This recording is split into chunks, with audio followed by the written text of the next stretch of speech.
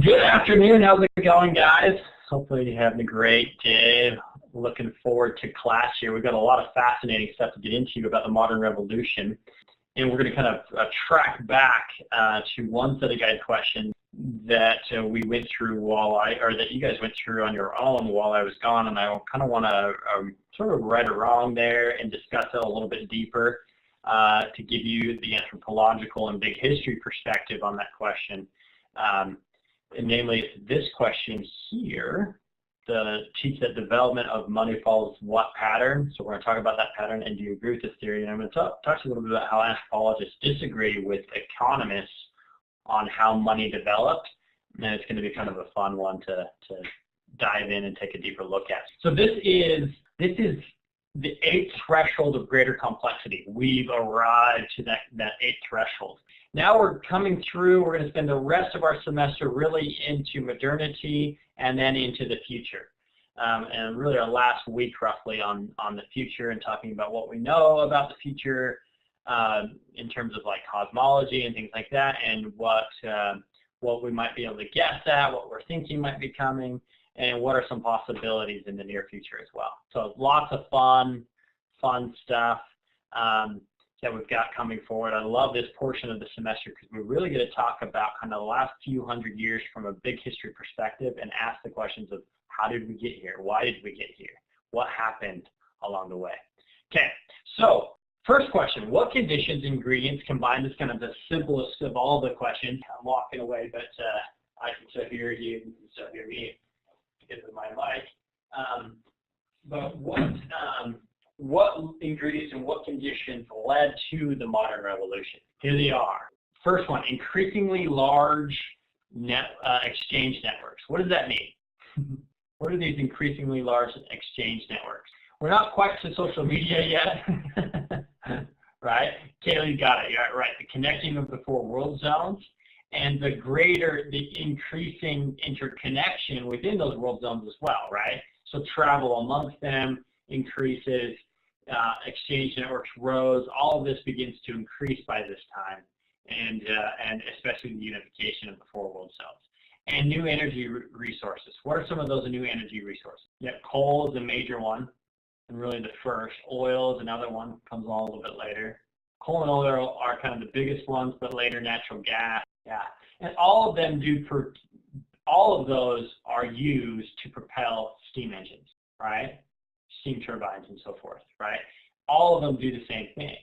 So the oil itself doesn't give us electricity. The oil or the coal is used to heat water, which creates steams, which turns the turbine and creates electricity. And it's kind of fascinating that even our nuclear power today, our most advanced power systems today, most of which still run off of steam power. They're just designed to heat water into steam and therefore create a steam engine. The exceptions to that would be wind turbines and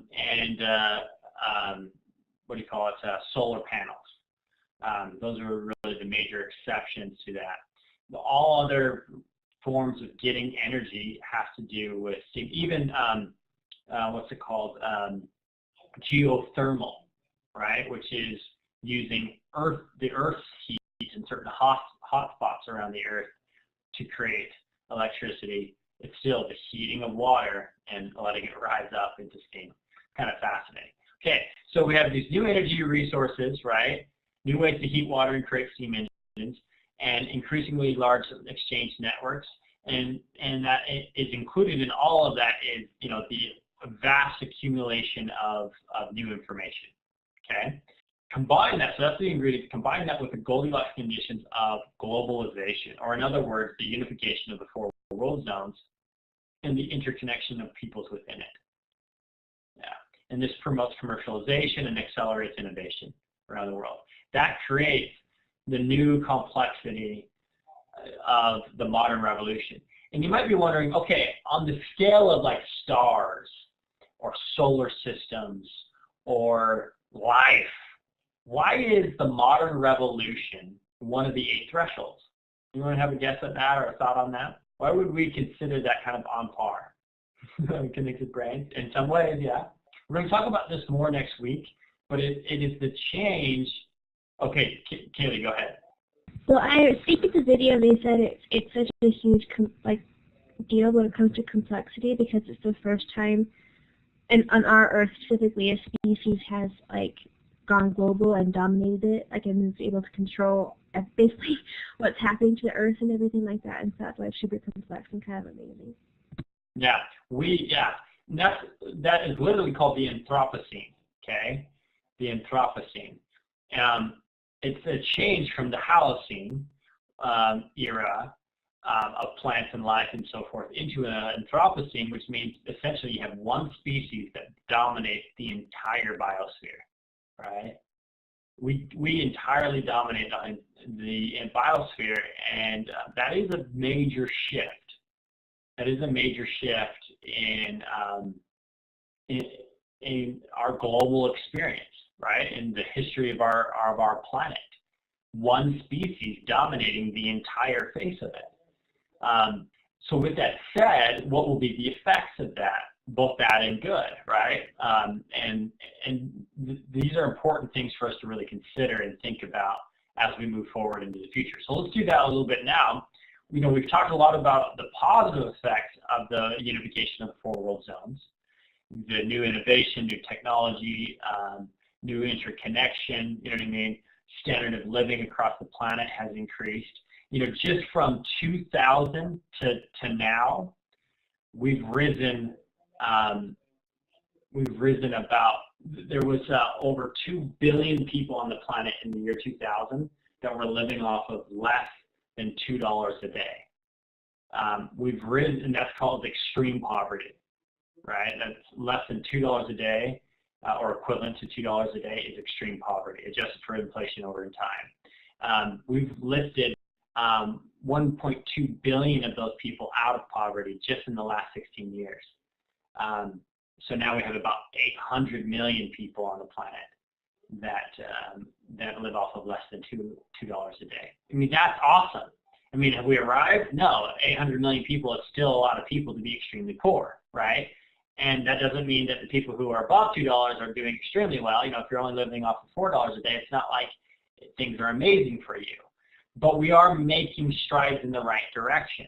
With fits and starts and wars and lots of problems, but we are definitely making strides in the right direction globally, and it's amazing to see that. So there's a lot of great effects of the unification of the 4 world zones. But what are some of the negative effects? What are some of the negative effects of the unification of the world zones? Slavery, sickness. Yeah, good. Yeah, those are. Slavery was specifically with the Columbian, or the early portion of the Columbian Exchange. Slavery was a big thing. We talked about this last week a little bit, but less diversity in animal life, less diversity in plant life. Those are some negative effects. One effect that was pointed out in my earlier class that I thought was brilliant by, I think it was Philip Benson, I think, is who said it, was drug trade. A lot of societies, individual groups, had their sort of hallucinogenics that they're kind of their go-tos, hallucinogenics and so forth. But those got spread around the planet, and more variety became more available to more people. And because of commercialization and new technology and so forth, those drugs were also refined and basically made more potent. And drug trade is huge. Afghanistan alone has a massive portion of their crops are opiates, and there's a huge effect of that around the world. It's fascinating that we spent so much money and so much blood and in Afghanistan, and they're one of the largest producers of drugs now in the world. Weren't before we got there, now are. Kind of fascinating, really fascinating stuff. Okay, so there were some major negative effects of the world zones. We've covered some of those in this class, but just kind of hit on the major things, less diversity of animal life, less diversity of plant life, and that has long-term effects for sure. Okay, so now I want to take more time on this one here. Let's hypothesize, just like we did back here, right, with the modern revolution, the right ingredients plus the right conditions equals new complexity. What ingredients and conditions led to the industrial age, which the modern age encompasses, but specifically what I want to talk about is industrialization. What are the ingredients and conditions that allowed the industrial age to get going when it did? Aaron, go ahead. Well, I think the first and biggest ingredient would be just collective learning. So you need to have a network that's functioning, giving you new ideas, and allowing people to take those ideas and produce them. So so you can have a collective learning network that is coming up with lots of really cool stuff, but if you can't take that and translate it into actual innovations that people can use, then it's kind of useless.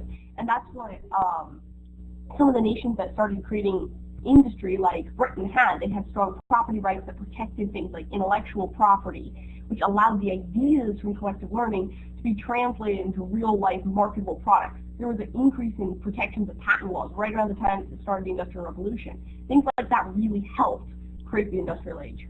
Fascinating. Okay, so Aaron, stay with me. Would you consider, let's sum that up into a larger theme, because you're talking about protection of property rights, which is fantastic.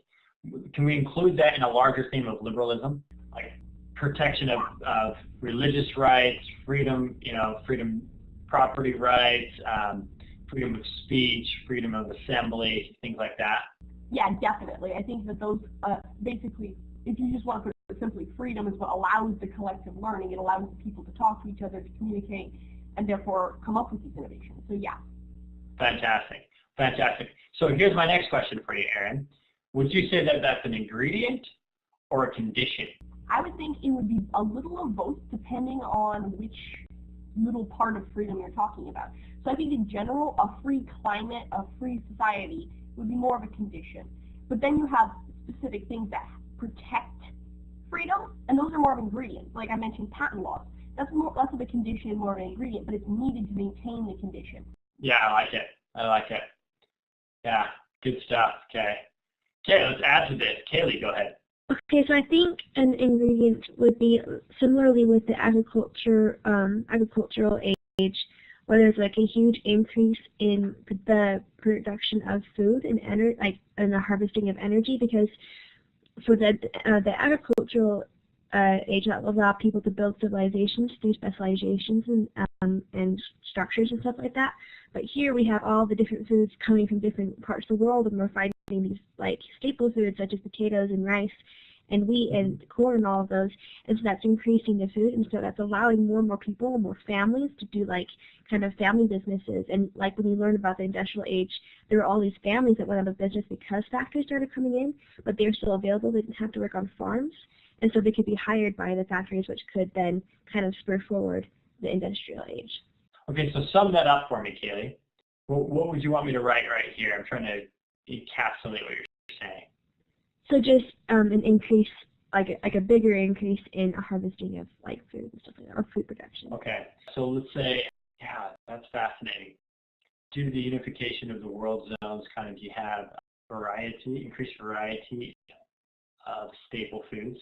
Yeah, that makes a big difference, right? People live longer, right? They're healthier. Yeah, increased variety. That's one that we didn't include in my earlier class. That I think that's really profound. That's another big one. Okay, good. DJ, what do you think?